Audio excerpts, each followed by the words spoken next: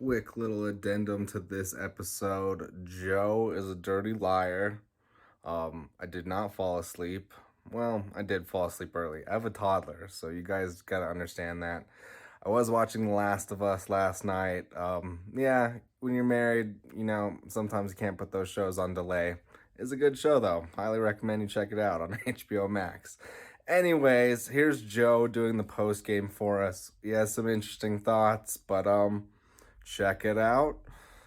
Give Joe some likes and subscribes. Check him out on Twitter at Joe Cool TV. And I'm sorry we couldn't be there, but we'll be on future episodes with you. Just not when The Last of Us is on.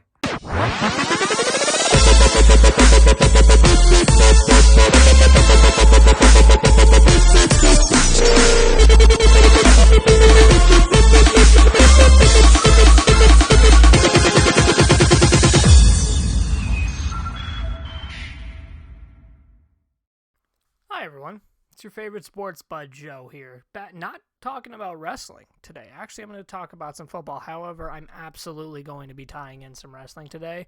Now, obviously, I'm not doing a sports buds because Chris Billings feels like The Last of Us is more important. The Last of Us in sleep is somehow more important. Tony's too busy drinking away his sorrows after his Cowboys choked yet another playoff game. Fun fact, the last time the Cowboys were even close to a Super Bowl, I was 2 years old. So that's fun. I'm 28 now, just for reference. And Josh, Carmen Sandiego over there is just traveling somewhere. So, it's fun because everyone in the Buzz likes to say, hey, Joe, you got to come on and do a show. You got to come on and do a show. And then the one weekend where I'm like, I want to do a show, everyone just magically, conveniently disappears, which I could probably take as a shot to myself. I understand.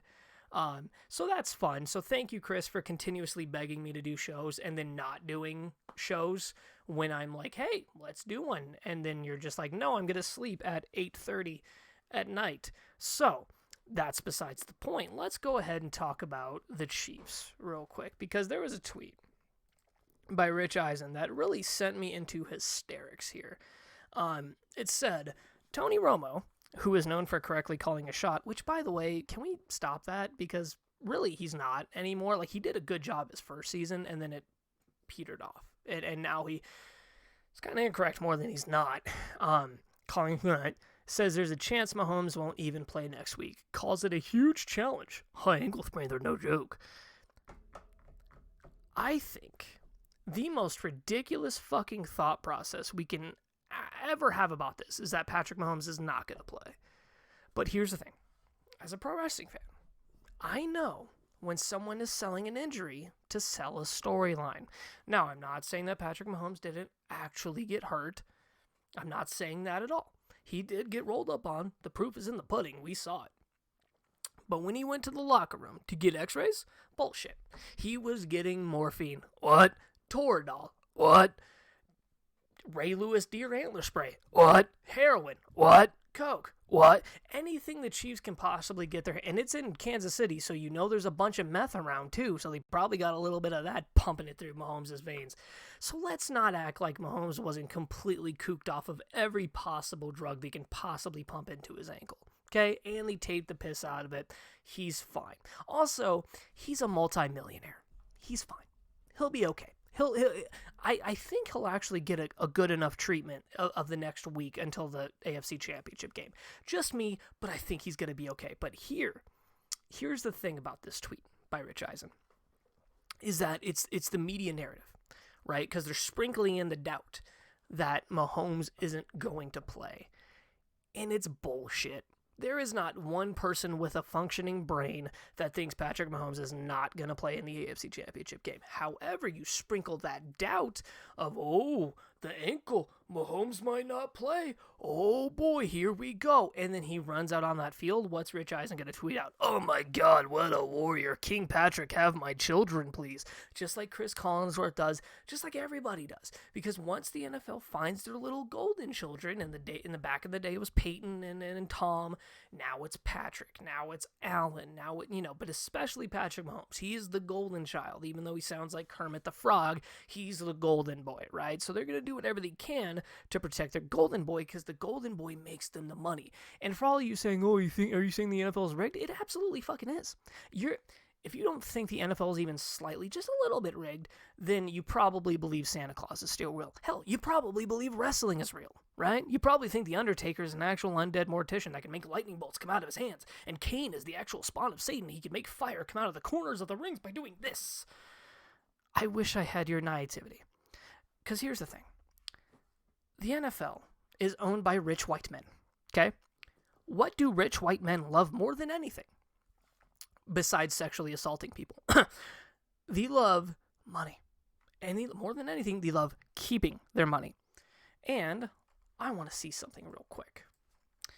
NFL Sportsbook Partnership. NFL announces agreement with 4 approved sportsbook operators.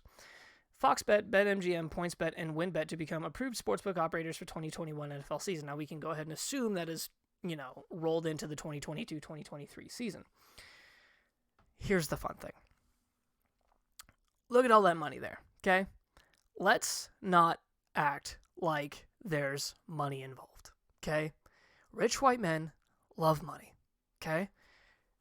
And it's all at the top, and they're all just jacking each other off, handing each other millions and millions and millions and millions of dollars. And now the sports books are getting into it. So now here's how the NFL owners can make a little bit more money. You tip the sports book owners off on a little bit of odds, and then all of a sudden you're betting gung-ho on your team, and then your team wins and you get the money. And it's all cyclical, and it's all at the top. Okay? So, point being, there is way too much money in the NFL, and there's way too much money in sports gambling to think that the greedy, rich, white owners of the NFL teams aren't sticking their hands in the pot. If you genuinely believe that the NFL owners aren't sticking their hands in the pots of sports betting and all this going on to try to rig games in their fashion to get the outcomes they want, to get the players that they want playing in the games that they want, you're a child. And please say hi to Santa Claus for me. Oh, no, sorry, it's January, so get ready to say hi to the Easter Bunny, because I think you probably still think that's real. So, yeah, that's kind of my spiel on Mahomes, the Chiefs, and all that. It's not necessarily personal against me. I'm sure Patrick's a good enough guy. This isn't a personal shot. They're just fucking football players. It's really not that big a deal. But to sit here and act like the owners don't at least try to cook a buck or two, that's fucking stupid. Because there is way too much money going around for those greedy owners not to want to have a couple bucks off the top. Okay? So that's my little spiel on the Chiefs. Now let's move over to the NFC. First off, this message is for Tony. Jalen Hurts is a better NFL quarterback than Gardner Minshew. There's no more argument there. There's no more argument. Okay, just like Walter White said in Breaking Bad, I won. Okay, Jalen Hurts is better than Gardner Minshew. See, for those of you not wondering, Tony for years now has thought that Jalen Hurts is not a better NFL quarterback than Gardner Minshew, despite, every ounce of actual logic saying that Jalen Hurts is actually one of the best quarterbacks in football right now. For some ungodly reason, a guy with a mustache is bad. And look, man, I love me some facial hair, but Minshew's a slightly below average at best, but never. I mean, that's his ceiling. That's his ceiling. That's his ceiling. He's never gonna get above that. Okay, so there's my little Jalen Hurts spiel. And speaking of Tony, let's talk about his Cowboys. Dak Prescott sucks. Let's just say that. The guy is just an absolute choke artist. Decent enough quarterback, but you cannot trust him when the game's on the line, as evident. I mean, the interceptions were just terrible.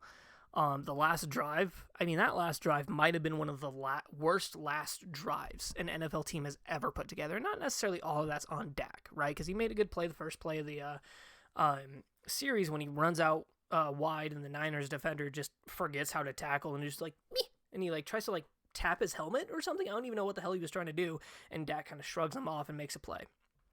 I think it was a play or two later then, Dalton Schultz with genuinely one of the biggest bonehead moves I've ever seen an NFL player ever make. Just did not get his right foot in bounds. He catches it with his left foot down, and then he didn't even attempt to drag the right. He just walked out of bounds, and it was inevitably ruled incomplete. And then the last play of the series. Holy crap. What? First off, I hate when NFL teams try the hook and lateral play. That's just admitting defeat in my eyes. It's worked, 4 times? In the 100 plus years the NFL has been a thing, that hook and lateral at the last seconds worked. What, the Saints thing, and then they missed the extra point when I think it was like 9 when that happened. It just doesn't work, right? You're better off just freaking yeeting it all the way down as close as you possibly can in the end zone. Hopefully you get a bounce. Hopefully you get a tip. Someone can catch it and run it in, right? But to just admit defeat and just throw not. First off, why is Ezekiel Elliott playing center? Why not just have your center play center for that play? There's no rhyme or reason to not have your actual center out on that play. Honestly, Zeke could have been out there in case that scenario, like I said, tips, ball comes down to Zeke. Now he can run it with maybe 30 yards to try to get a touchdown. But no, they do the stupid shit where let's just get 9 and hope. But here's the thing. The Niners defender, I forget who made the play, but he read it the whole way and absolutely blew the Cowboys receiver up. And my God, that might have been the worst final play of an NFL game ever. There was no logic to that play. The design was pathetic. Again, your running back is your center? What? And inevitably, Zeke got blown the hell up. He got pushed right on his tuchus, and that was it.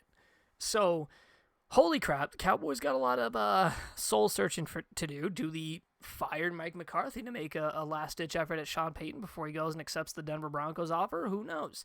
John McClain, who's really tied into Houston, is basically kind of alluding to the Texans going after DeMeco Ryans, the Niners defensive coordinator.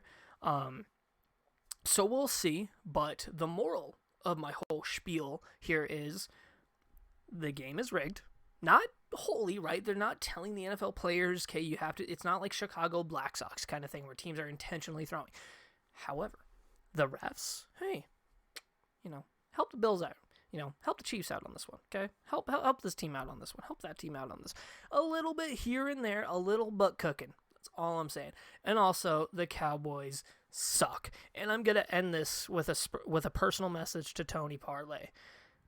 Jalen Hurts is better than Gardner Minshew in every aspect of being an NFL quarterback. And Jalen Hurts will be going to the Super Bowl this year. Have a good one, everyone. Thanks for watching the Sports Buds. Be sure to like, follow, and subscribe.